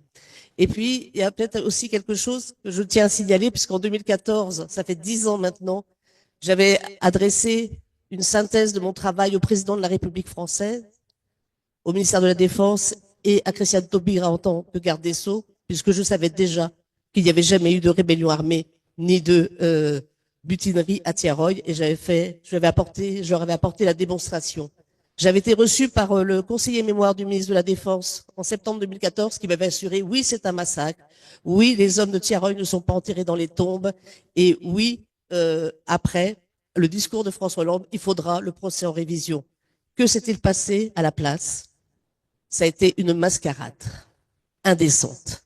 Et à partir de ce moment-là, j'ai compris que j'allais devoir sans doute revêtir une autre posture de quelqu'un qui allait devoir combattre. J'ai été aussi intimidée avec une lettre ouverte au président de la République avec un historien que je ne n'aimerais pas. Et je sais que beaucoup de mes collègues historiens n'ont absolument pas compris ma démarche, me disant que c'était moi qui avais commis un crime de lèse-majesté. Mais je tiens à signaler que si j'avais pas déposé cette plainte en diffamation publique, je serais restée dans le piège de l'intimidation. Donc c'est un peu ce que je raconte dans cet ouvrage, ce combat un peu dur, âpre, mais et puis aussi le problème de certains historiens qui font, où je parle vraiment de fraude scientifique et des difficultés au niveau institutionnel pour faire reconnaître cette fraude scientifique. Donc c'est un petit peu ça que je raconte dans mon livre, donc je me mets un petit peu en avant. Bon, j'ai déjà été un peu une héroïne de bande dessinée, alors maintenant je n'ai plus aucun tabou. Donc je raconte un peu aussi cette histoire et aussi je pense que si je n'avais pas rencontré les descendants, Biram Sangor, Maïté Kella, Djibril Doucouré, la famille Habibou, je pense que c'est eux qui m'ont donné la force de continuer. C'est eux qui m'ont donné cette hargne d'attaquer effectivement l'État français, notamment le ministère des Armées et pas seulement. Et donc j'avoue que hier j'étais donc à la cérémonie. Quand j'ai entendu le ministre des Affaires étrangères, je me suis dit bon, on a fait un petit pas, mais le grand pas n'est pas encore au goût du jour. Hein. Et je n'ai pas apprécié vraiment qu'il parle à nouveau de colère. Alors qu'effectivement, François Hollande avait dit dans son discours de 2014, les hommes s'étaient rassemblés d'eux-mêmes pour exprimer leur colère. Et là, 10 ans plus tard, on est encore avec cette colère qui, comme si le rassemblement s'était fait un peu d'eux-mêmes, et puis que cet enchaînement de faits, cette confrontation, non, ce n'est pas du tout à la hauteur des enjeux aujourd'hui. Par contre, j'avoue que quand j'ai écouté le président sénégalais, wow, là j'ai dit on va pouvoir continuer ce combat et de manière plus peut-être plus à égalité. Et en fait, voilà, votre président, il ne le sait pas, peut-être qu'il le saura un jour. Mais en tout cas, il m'a donné de la force pour continuer et nous allons très vite, dès notre retour en France, nous allons continuer et surtout faire aboutir le procès en révision. Et justement, la mention mort pour la France à 6 tirailleurs tués, massacrés à Tiaroy nous permet d'engager cette procédure, y compris le fait que le président Macron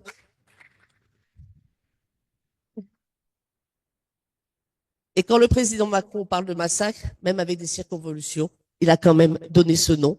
Et ça, c'est une pièce maîtresse pour faire innocenter les condamnés. Bien sûr, il y a des histoires des fausses communes.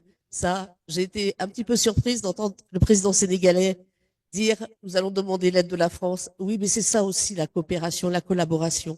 C'est important que la France, peut-être, apporte ses outils pour aller compter le nombre de morts et leur offrir une sépulture digne. Je signale que Bir Mbab Sangor est maintenant mort pour la France. Pour moi, la France a l'obligation avec l'accord du Sénégal, de procéder à la fouille des fosses communes, à l'exhumation des corps. Et si Biram Sangor le souhaite, il pourra donc exiger à ce que son père ait une sépulture individuelle. Ça veut dire qu'il faudra des recherches ADN. Je crois que ça y est, mon temps est déjà dépassé. Hein. Donc, je voudrais tous vous remercier. Je voudrais aussi remercier les médias. Là, j'ai été un peu submergée. J'avoue que d'habitude, j'étais un peu dans l'ombre. Et puis là, wow, les médias, on me reconnaît même à Dakar, ce qui est extraordinaire. Même quand je suis rentrée à la fac, on m'a reconnu. C'est agréable, ma foi. Et donc, voilà, je voudrais juste vous dire que tout le monde a sa part à accomplir pour que toute cette vérité soit dite. Mais bien sûr, moi, je me bats et je suis encore avec Maître Pinatel au Conseil d'État pour obliger le ministère des Armées à nous donner les archives. Parce que je sais qu'il y a des archives qui sont planquées quelque part, ce que j'appelle les archives interdites. Et pour finir, il y a un espoir aussi qui vient là un espoir politique au niveau de l'Assemblée nationale, puisqu'il y a une commission d'enquête parlementaire qui va sans doute aboutir. Et là, c'est très important parce que ça permettra à des personnes dont je sais qu'ils savent tout, mais qui ne disent rien, de sous serment peut-être nous dire où sont les archives, qu'est-ce que vous en avez fait et pourquoi vous avez agi comme ça. Je suppose, c'est mon hypothèse d'historienne, je peux aller assez loin, ma foi, puisque je suis, avec ma solidité de la recherche scientifique, je perçois quand même qu'il y a des personnes au sein du ministère des Armées, non pas des politiques, mais des gens qui sont très haut placés, des technocrates, qui refusent systématiquement de lever toute obstruction à la manifestation de cette vérité. Et je crois que ces personnes devront un jour parler en toute conscience, parce que c'est important pour tout le monde, et surtout pour les morts de Tiaroy, les condamnés, les rescapés, qui ont été définitivement spoliés de leur sol. Merci Armel, Voilà. merci beaucoup. Je pense qu'on va continuer la discussion dans le peu de temps qui nous reste, puisque nous avons 15 minutes de discussion. Il est 14h05 pratiquement. Et elle a un autre panel. Bon, voilà. Donc, je pense qu'on peut donner la parole à qui la veut dans la salle pour échanger un peu sur tout ce qui vient d'être dit au cours de ce panel. Mme Demba.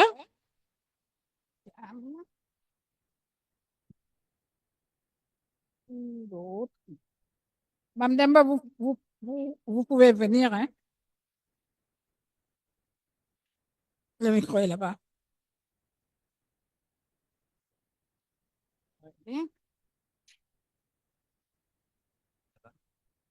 Oui, je vais donner le micro. Bon, ok. À côté d'Awali.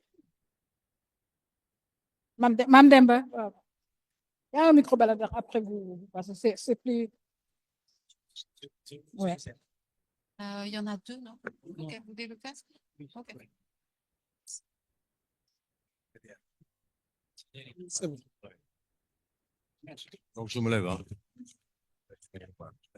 Hein? Ah, il y a quelqu'un. Bien, merci. Madame, nous vous écoutons. Bonjour tout le monde. J'interviens au nom des géographes pour dire que cette affaire de Tcharo, comme a conclu Madame Mabon, c'est une affaire qui interpelle tout le monde.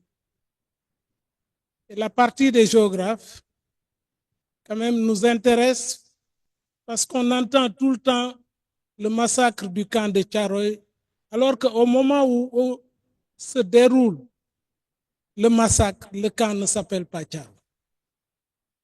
Le camp, Diop l'a évoqué, mais pour son établissement qui s'appelle École primaire du camp Feder. Et le nom de Feder est tellement important dans la nomination donc, de ce massacre. Parce que le camp Feder correspond à ce qu'on appelle un terme. À Dakar, il y a un terme qui s'appelle terme sud. Et lorsqu'on a une boussole, si on a sud, normalement on a nord. Et le camp de Tcharoy correspond au camp est. Et les termes, s'il y a des militaires dans la salle, ils savent que les termes correspondent à la fin de la marche des militaires. Je fais un plaidoyer pour la cartographie, parce que la carte coloniale fait partie des archives qui ont été ramenées par nos collègues, et notamment, j'ai interpellé ma collègue Rokhaya Fall pour lui dire, vous avez ramené des cartes, donc ce n'est pas votre objet, c'est l'objet des jours. Il faut nous rendre donc notre objet. Ouais. Entendu. Ouais. On le dira à qui de droit. Vous nous rendrez donc notre objet. Remettez-nous donc la carte qui nous renseigne sur l'objet fondamental. Parce que la nomination de Tcharoy donc, fait partie de la commémoration. C'est cet aspect qui m'intéresse. Ce n'est pas l'aspect historien-géographe, parce que ce sont nos amis, nos collègues avec qui nous avons étudié et cheminé. Et je veux uniquement pour exemple, pour ceux qui ont étudié en France, visiter donc le service des archives des armées. Et accéder aux cartes coloniales, ça n'est pas une affaire simple. Parce que l'appellation fédère entre dans ce que j'ai dit à Momodou Diouf tout à l'heure, ce qu'on appelle le raturage de l'espace colonial. Parce que Faidherbe, en colonisant le Sénégal, a procédé au raturage de la carte coloniale, dans la nomination qui est tellement importante dans cette commémoration. Donc, en rappel, il faut ramener cette nomination qui joue un rôle extrêmement important dans la commémoration.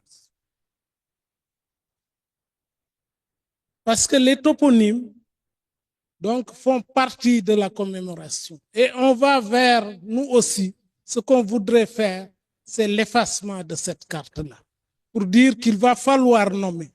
Mais à l'heure de Internet, il va être extrêmement difficile. Vous savez, ceux qui utilisent Yango doivent savoir que ceux qui ont fait les cartes avec lesquelles on navigue, ce sont les Russes.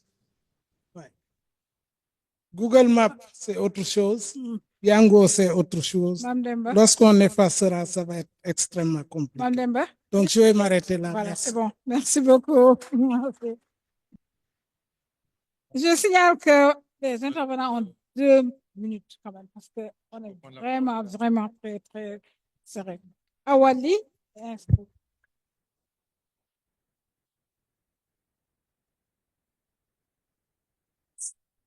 Tu prends la parole d'office.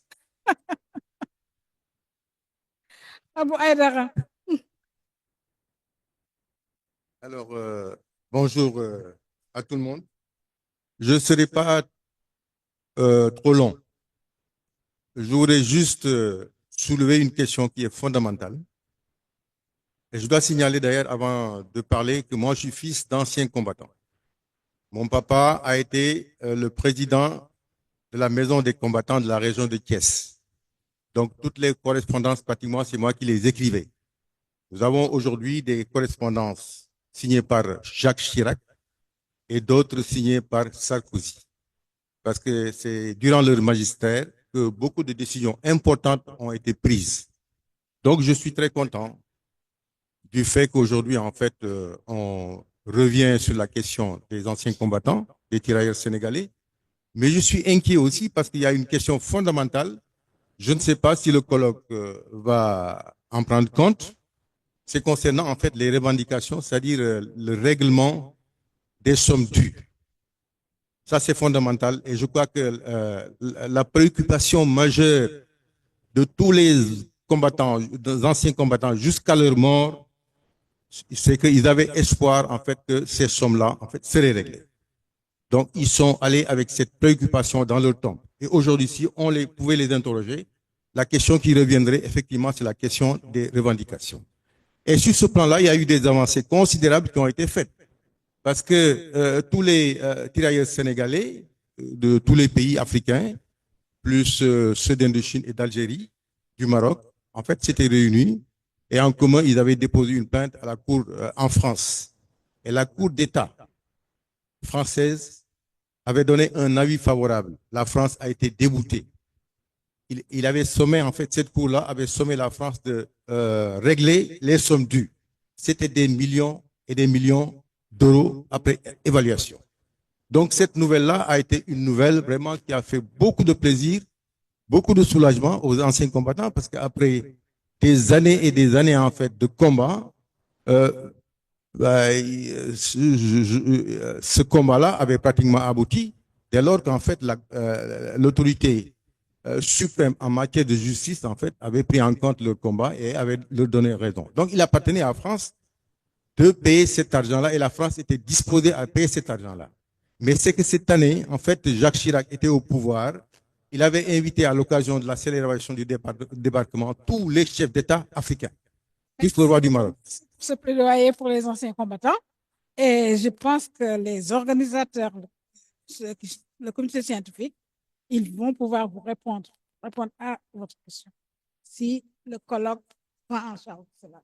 Oui, donc la célébration, c'est intéressant, c'est important. Mais en fait, le fondamental, c'est de lutter pour que ces sommes-là, en fait, soient restituées au moins aux familles des anciens combattants. Ce qui s'est passé.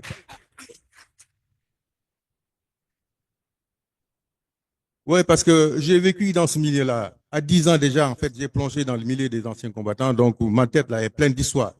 Et j'ai écrit, en fait, 2 livres à l'Harmattan sur la question des combattants. Donc, nous, on est en avance sur vous, un peu. Oui, ça fait, depuis 30 ans, on est en train de se battre pour ces choses-là. Alors, ce qui s'est passé, c'est important. Chirac a invité pratiquement, en fait, tous les chefs d'État africains. Et il a dit ceci. La France a été déboutée, nous sommes prêts à payer, en fait, l'argent aux anciens combattants. Mais c'est que cette somme-là est tellement importante qu'il équivaut à l'aide au développement. Ouais. Cet argent-là équivaut à l'aide au développement. La France ne peut pas payer, en fait, toutes ces deux sommes-là. Il faut choisir. Soit je continue à payer, en fait, l'aide au développement et je sursois, en fait, au paiement des anciens combattants, ou bien c'est l'inverse. Les chefs d'État africains ont dit, nous, on préfère continuer avec l'aide au développement et les anciens combattants, il faut les mettre de côté. C'est ça qui s'est passé. Hein. Et nous avons les archives, nous avons les écrits. Et quand les chefs d'État sont venus, en fait, ils n'ont pas rendu compte. Mais en réalité, c'est ce qui s'est passé. Donc, je crois qu'en fait, le colloque, en tout cas les autorités, doivent revenir sur cette question-là, retrouver les dossiers, les réchauffer un peu, parce que finalement, il y a eu des avancées. Ces avancées-là, je crois qu'il ne faut pas les perdre aussi. Hein? Merci beaucoup. Voilà. Merci. Donc, voilà, c'est ce que je voulais dire. Awali, vous avez la parole. Parce que quand même. C'est juste un petit mot pour dire, en fait, il y a des micros qui circulent. Donc, vous n'êtes pas obligé de venir à la tribune. Il y a les étudiants qui sont là et passer des micros. Et peut-être Je dis qu'il y a des, voilà, il y a un micro qui est là, c'est de rester à votre place.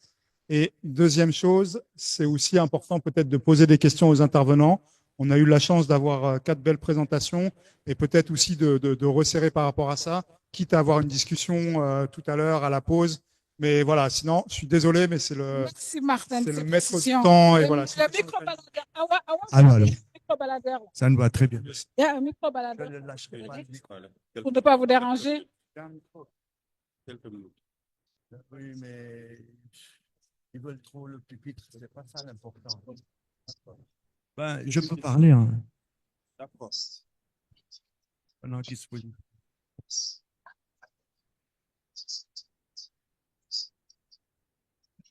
Bonjour. Et je tenais à féliciter d'abord la présidente de séance, professeur Rokhaya Fall, 3 minutes. Hein. et les panélistes de Monsieur Samba Diop, l'enfant de Thiaroye, qui a vu au Japon le musée d'Hiroshima et qui a dit qu'il faudrait mémoire aussi le massacre de Thiaroye, à Monsieur Yves Monté, qui nous a apporté de la cartographie et des chiffres, à Armel Havel Mabon, qui montre qu'il y a un mensonge d'État. Depuis le début jusqu'à aujourd'hui, hier, avec le représentant du président Macron, qui a essayé encore de nous galvaniser avec des mots qui ne veulent rien dire. Et Monsieur Koné, qui depuis hier, nous, en présentant au président et à ses invités et à tout le peuple et à tous les peuples africains, ce que les hauts faits d'armes de ces soldats africains. Moi, je demanderais d'abord à ce qu'on cesse de dire les tirailleurs sénégalais. D'abord, ils n'étaient pas sénégalais, c'était tous les Africains, en particulier les Africains de l'Afrique de l'Ouest. On n'a pas le droit de leur voler cette part-là de leur histoire. On n'a qu'à parler des soldats ouest-africains. Et tirailleurs, c'est un terme péjoratif. On parle de l'armée américaine, on parle de l'armée britannique, on n'a qu'à parler de l'armée africaine. Et moi, je suis, Monsieur Koné parle des causes profondes et des causes premières. Mais la cause profonde, c'est le racisme des Français. C'est le racisme des Blancs. C'est comme disait Cheikh Anta Diop, le dominant, il te tue d'abord culturellement, identitairement, en t'enlevant l'estime de soi. Quand De Gaulle a déshabillé les Africains qui devaient faire la marche dans Paris, c'était encore pour enlever la force, l'honneur, pas seulement à ces soldats africains, mais à tous les Africains, à tous les hommes et femmes africains, pour ne pas montrer que ça peut être des hommes de dignité, des hommes de courage, des hommes de valeur. L'homme africain doit rester toujours inférieur aux yeux des Français. Et le problème des Français, c'est qu'ils n'arrivent pas à se débarrasser de la mentalité coloniale. C'est depuis hier jusqu'à aujourd'hui, hier avec l'intervention du représentant du président Emmanuel Macron. Parce que ce dont je m'aurais attendu, c'est qu'après tout ce verbiage-là, dont il nous a fait preuve, de demander pardon. Et il faudra que les Africains et tous les hommes épris de paix et de justice forcent la France à demander le pardon aux Africains de la même façon que Chirac a eu à demander pardon aux Juifs et qui leur permet aujourd'hui aux Juifs de les armer et de les faire tout ce qu'ils veulent, dont le massacre des Palestiniens. Demandons, exigeons de la France qu'il demande pardon à tous les Africains et qu'il fasse les compensations. Merci, Magram. Merci. Merci. J'ai une question, s'il vous plaît. Peut-être une dernière.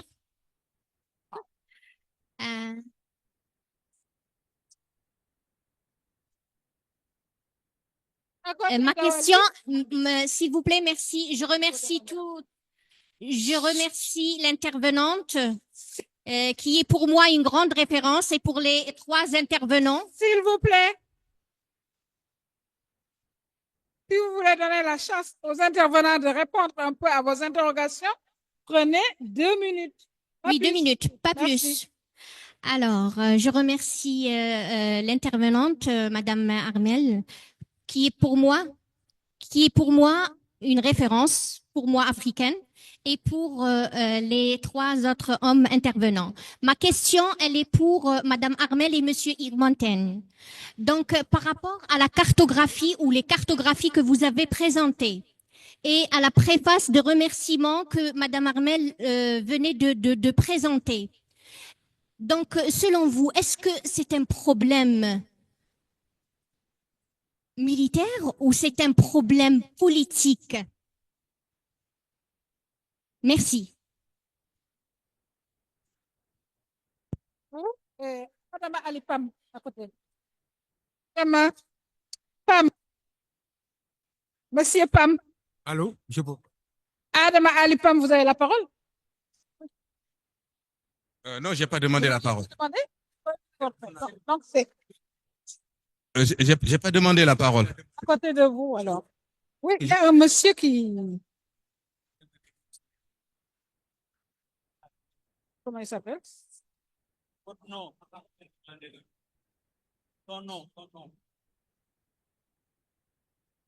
Comment il s'appelle?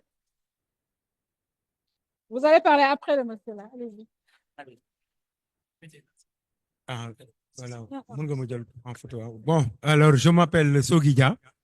Je suis fils d'un tirailleur. Mon père était le vice-président des forces françaises libres et de la 2e DB. Moi, je crois qu'il y a des non-dits quoi, pour l'histoire de camp de Tcharogne. Il y a la complicité aussi de nos autorités religieuses et coutumières. Parce que l'histoire de l'indigène, ils ont démontré que si tu n'es pas citoyen français, tu ne devais pas assister à ces événements. Lorsque ils étaient arrivés ici à Dakar, tous les dignes fils de ce pays qui avaient leurs enfants en France, en Marseille. Il paraît que on ne vous entend pas bien. Allô? Est-ce que je ne peux pas aller là-bas? Bon, voilà.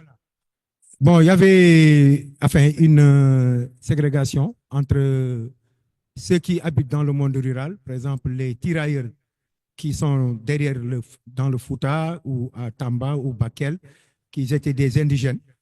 C'était des gens qu'on n'a jamais favorisés. Parce que lorsque la bateau s'est sorti ici à Dakar, les autorités religieuses et coutumières, c'est eux que le gouverneur qui avait convoqué pour leur dire que alors il faut retirer vos enfants. Parce que ceux qui resteront là-bas, ce sont des gens qui n'ont pas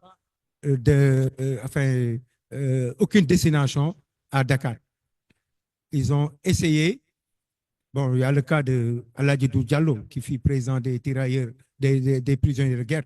Parce que tous ces gens-là, ils n'étaient pas des combattants, c'était des prisonniers de guerre. Parce qu'ils étaient enrôlés à la 9e division d'infanterie coloniale. Mais ils n'ont pas fait la guerre.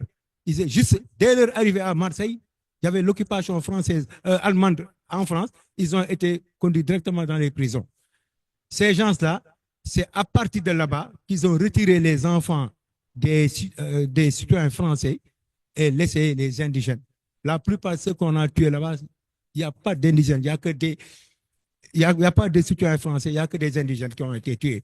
Donc moi, je crois qu'il fallait aussi réfléchir sur nos autorités religieuses et coutumières qui ont quand même travaillé avec le gouverneur ici pour qu'ils puissent au moins retirer leurs enfants pour ne pas y assister. Merci de la contribution. Voilà, c'est ça. Merci. Donc merci. Encore 2 interventions. Oui, monsieur. Après, il y a un monsieur qui avait demandé la parole ici. C'est en bleu. C'était. Allô. D'accord. Donc, oui. après ce monsieur, vous. Voilà. Moi, j'interviens juste sur 2 points. On ne parle pas beaucoup le rapport au traumatisme, les questions psychologiques. Allô. Bon, les questions de traumatisme que les tirailleurs d'abord ont subi avec leur courage et tout ça, mais les familles, quand on voit des photos, par exemple, des tirailleurs, on voit la détresse des enfants, la détresse des accompagnants, voyant partir les tirailleurs, en sachant pas s'ils vont revenir ou pas. Et je pense que cet aspect-là, il faut le prendre en compte. Or, souvent, on parle de l'aspect pécunier. C'est important, l'aspect pécunier. Je ne dis pas non, mais la problématique du traumatisme, des problèmes psychologiques sont à prendre en compte pour les descendants et tout ça, et voir comment on va faire. Le deuxième aspect, c'est plutôt une critique. Je pense que vous n'avez pas trop fait parler la diaspora sur cette question, alors que la diaspora, ne serait-ce qu'en ma personne et d'autres gens, travaillent sur cette problématique de prise de conscience du devoir de mémoire que nous devons faire depuis des années. Moi, ça fait 15 ans en France que je ne rate pas des commémorations. Je vous ai vu à Chasselet plusieurs fois. Nous avons été à Chasselet, etc. Non pas vous, des représentants qui ont parlé de votre livre l'après-midi de Chasselet. Et on travaille beaucoup ces questions. Et les problématiques, par exemple, de lieux de commémoration des tirailleurs sénégalais poussent comme des champignons dans toutes les communes en France, dans toutes les banlieues. Or, je me rends compte que ça devient une question politique parce que la plupart des Sénégalais qui s'emparent de cette question, en général, sont des militants du Parti socialiste ou bien des macronistes et qui essayent de refaire l'histoire à notre place. Je me suis même engueulé à plusieurs reprises avec même des membres de ce comité-là en France, où lorsqu'on est invité par les mairies et qu'on vient pour les commémorations, ils ne nous donnent pas la parole. C'est eux qui expliquent notre histoire. Et à chaque fois, je leur dis, je ne suis pas là pour un faire-valoir. Si vous m'invitez, c'est que j'ai un devoir de mémoire et je dois parler. Et souvent, les gens qui sont là aujourd'hui, qui parlent de ce devoir de mémoire, sont là alors qu'ils acceptaient qu'on lise notre mémoire à notre place. En fin de compte, ceux qui combattaient réellement ne sont pas admis à travailler ces questions, mais on reprend les mêmes personnes qui ont créé des associations loi 1901, très connectées Parti socialiste, macroniste, etc., et qui aujourd'hui veulent venir ici, retourner leur veste et nous dire, effectivement, on va relire l'histoire à notre place. Et je pense qu'il faudrait prendre ça en compte. Merci beaucoup. Je sais que...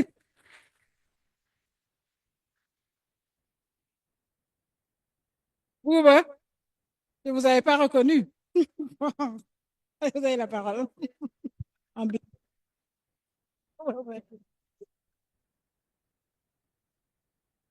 Oui, bonjour. Je m'appelle Djibril Ndiaye. Donc, je suis de Bordeaux.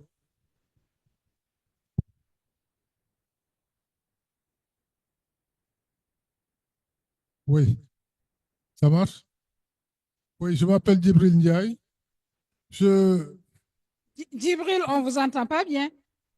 Je ne sais pas. Ou bien venez par là. Venez, Djibril. Venez.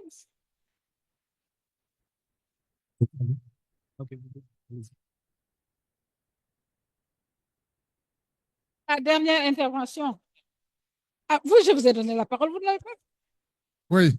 Donc, vous parlez après Djibril et je donne la parole.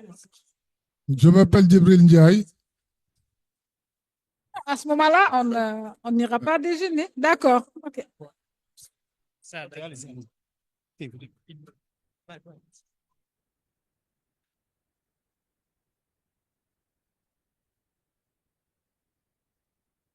On va encore. On me dit que je privilégie ce côté. Par là, je vais en prendre deux encore. Oui. Et là, mais quand même vraiment les deux derniers. Oui. Moi, je m'appelle Djibril Ndiaye. Donc, je me suis occupé de la question des tirailleurs depuis quelques années. Je voulais simplement une précision, que la précision soit faite par les professeurs qui sont là, au moins deux, sur la question du blanchiment. Donc, le blanchiment, on sait que c'est une question très sensible. Moi, ce que j'avais compris du blanchiment, aujourd'hui, en vous écoutant, je ne comprends plus. Ce que j'avais compris du blanchiment avec Jennings, c'est que l'injonction des Américains à blanchir les lignes concernaient les lignes blindées. Parce que les lignes blindées américaines n'avaient pas de noir. Et ça a été une injonction qui a été donnée au général Leclerc. Ensuite, il y a eu un second blanchiment, qui est un blanchiment qui a été fait au moment de la victoire en France. Et là, c'est de l'initiative du général de Gaulle. On ne peut pas mettre les deux blanchiments simplement sur le dos des Américains. Il y en a un qui dépend des Américains et un autre blanchiment qui dépend essentiellement de la France et de De Gaulle. Merci, Gabriel. Merci.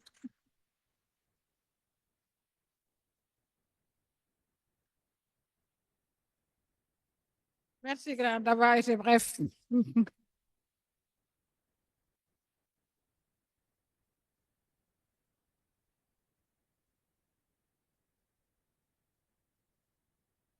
Bonjour. Bonjour à tout le monde.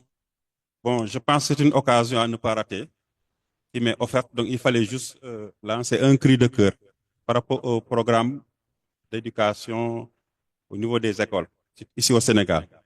Bon, je salue de passage professeur Mavon. Et, votre intervention, je pense, est en train de faire beaucoup de bruit au niveau des lycées et des collèges par rapport à votre vidéo. Les gens commencent à partager votre intervention au niveau de la télé et le monde. Donc, pour vous dire que c'est à partir de là que les gens commencent à s'intéresser réellement à ce qui s'est passé à Thiaroye. Donc, nous vous remercions par rapport à cette brillante prestation et ce travail remarquable. Bon, moi, je ne vais pas être long. Je vais juste dire que au niveau du programme d'histoire-géographie au Sénégal, quand vous allez au niveau du collège, en troisième, la question des tirailleurs porte sur la leçon numéro 19. Et d'ailleurs, c'est une activité de consolidation. Une activité de consolidation qui permet juste aux élèves de faire des recherches. Maintenant, si vous avez le temps, vous pouvez le faire. Si vous n'avez pas le temps, vous ne pouvez pas ne pas le faire. Donc, ça veut dire que l'importance qu'on devait donner à ce que ces tirailleurs ont fait, je pense qu'on devait intégrer ça dans les programmes, surtout mettre des leçons qui portent uniquement sur les tirailleurs par rapport à ce qu'ils ont fait. Mais aussi, définir le terme, s'il s'agit d'un crime, ou bien s'il s'agit, si vous voulez, comme les gens, parce que nous, on parlait de mutinerie.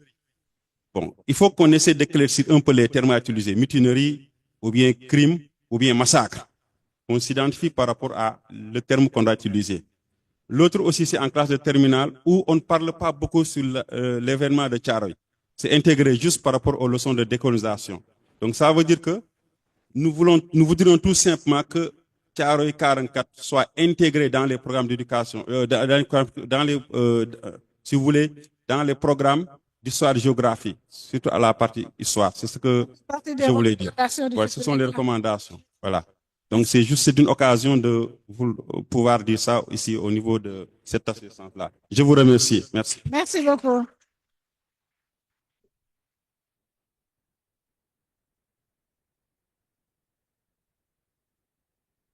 Vous aviez demandé la parole? Non, l'autre là, monsieur là.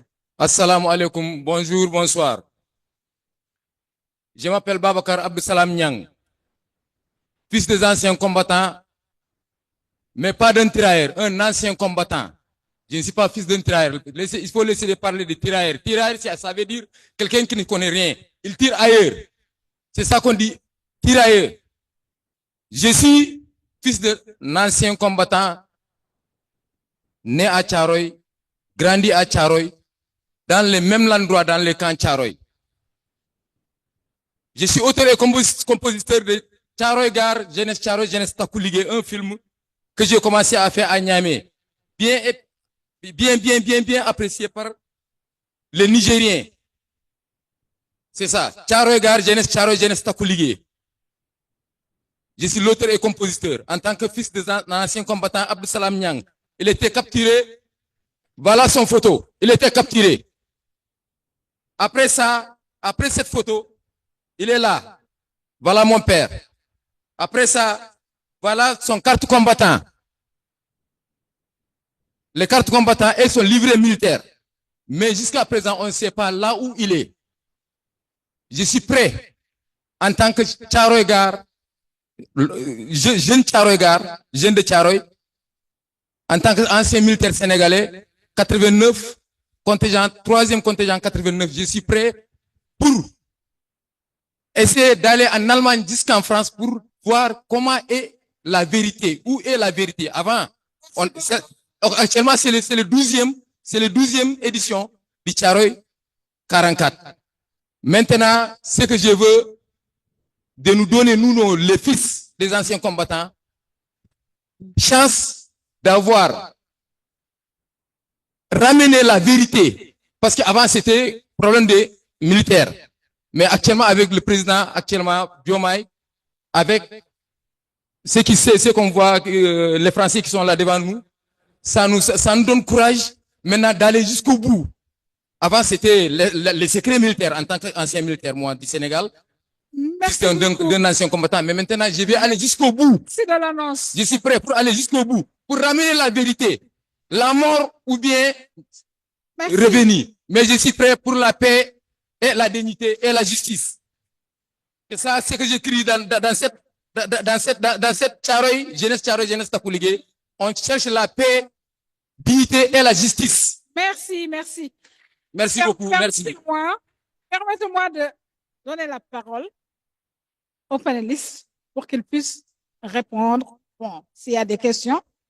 On commence par ma droite. Yves, si vous voulez. Il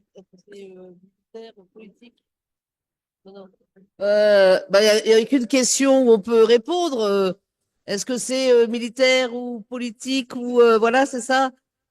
En fait, je n'en sais rien parce que je ne suis pas dans les coulisses du ministère des Armées, ni du ministère de la Justice, ni du ministère des Affaires étrangères. Mais je crois quand même qu'ils sont, en tout cas, très mal conseillés. C'est tout ce que je peux vous dire.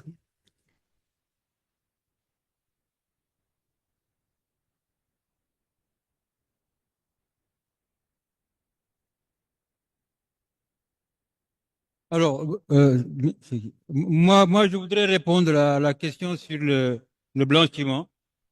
Je ne sais pas, il est parti. Djibril Ndiaye. Alors, s'il vous plaît, monsieur. Hein? Djibril Ndiaye, où est-ce qu'il est? Voilà. Alors, je voudrais répondre à la question sur le blanchiment. Vous avez parfaitement raison. Il y a eu en fait deux blanchiments. Il y a eu le blanchiment de la deuxième DB, parce que la deuxième DB, c'est, si je peux dire, le descendant de la colonne Leclerc. La colonne Leclerc qui a démarré en Afrique, qui est connue pour ses victoires en Afrique du Nord. Et les premières victoires françaises, justement, c'est la colonne Leclerc, entièrement constituée de tirailleurs sénégalais. Donc, c'est Leclerc qui était à leur tête. Alors, quand il s'est agi maintenant de débarquer en Normandie, vous n'avez pas vu de tirailleurs sénégalais. Parce que ce sont les Américains qui se sont opposés. Eisenhower a dit il n'en est pas question. Alors, quand la colonne Leclerc a été transformée en deuxième DB, en deuxième division blindée, les Américains ont dit que non, les Noirs ne faut pas conduire des blindés.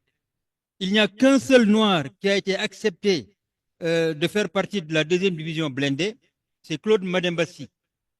Alors, et Leclerc s'est battu en disant que c'est un fils de chef. Alors, donc, il a été admis et il est allé jusqu'en Allemagne avec son blindé. Maintenant, le blanchiment dont on parle surtout, c'est le blanchiment à la suite du débarquement de Provence où la première armée française avait été admise. Et quand je dis la première armée française, elle était en majorité constituée d'Africains, donc de Noirs et de Maghrébins. Maintenant, c'est ce débarquement de Provence, quand les tirailleurs se sont battus donc pour libérer le sud de la France, de l'Italie, etc., et quand il ne restait plus qu'à faire une marche triomphale, c'est en ce moment qu'on les a arrêtés, déshabillés, et on les a fait remplacer par les jeunes maquisards. Alors, c'est ce blanchiment-là dont on parle le plus.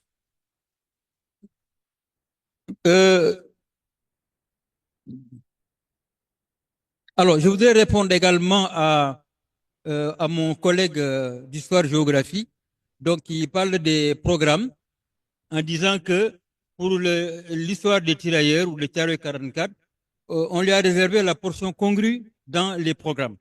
Ça, c'est une bataille que nous avons toujours menée.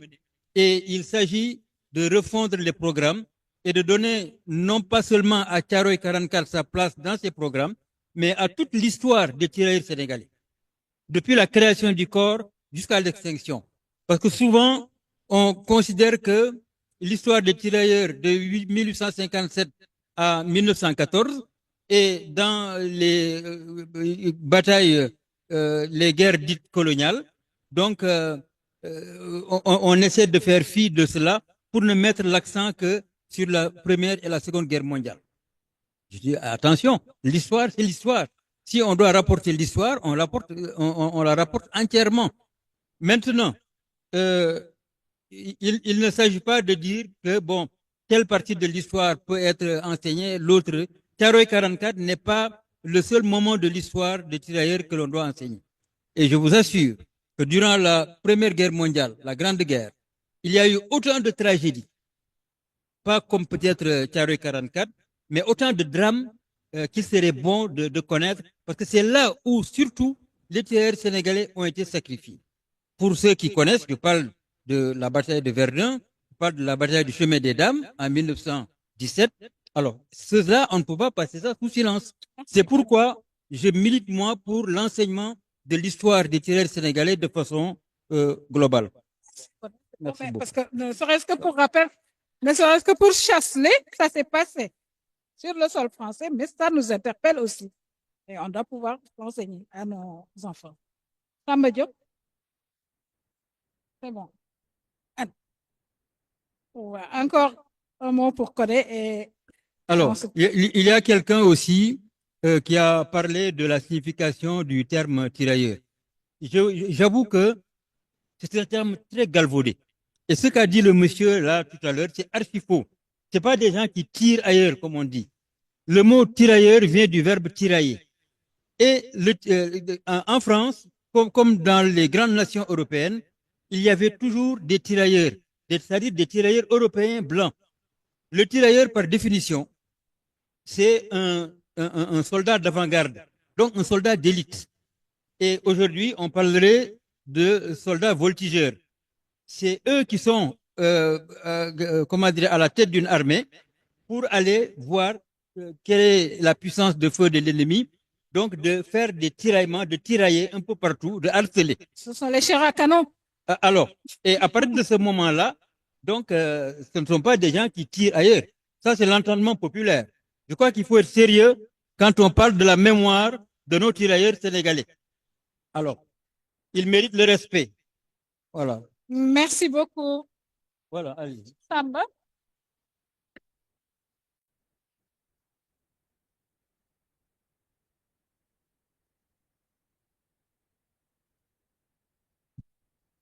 Bon, voilà. Hein. Bon, un mot de la fin. Bon, l'occasion ne nous a pas été donnée parce que le temps qui nous était imparti a été très court. Mais j'aurais bien voulu quand même, avant même qu'on ne parle donc du programme, revoir un peu l'histoire. Parce que moi, je crois que jusque-là, il y a encore deux aspects qu'il faudrait encore revoir. C'est d'abord le rôle de Thiaroye 44 dans la décolonisation de l'Afrique occidentale. En quoi Thiaroye 44 a contribué à la décolonisation de l'Afrique occidentale. Et autrement dit, le rôle des tirailleurs sénégalais dans le processus de la décolonisation. Donc, je crois que ça sont des questions qu'il faudrait effectivement aussi intégrer. Donc, quand il s'agit de faire un programme, parce que quand on doit enseigner quelque chose, il faut enseigner quelque chose de complet et de vrai. Voilà, merci, c'est ce que je voudrais ajouter.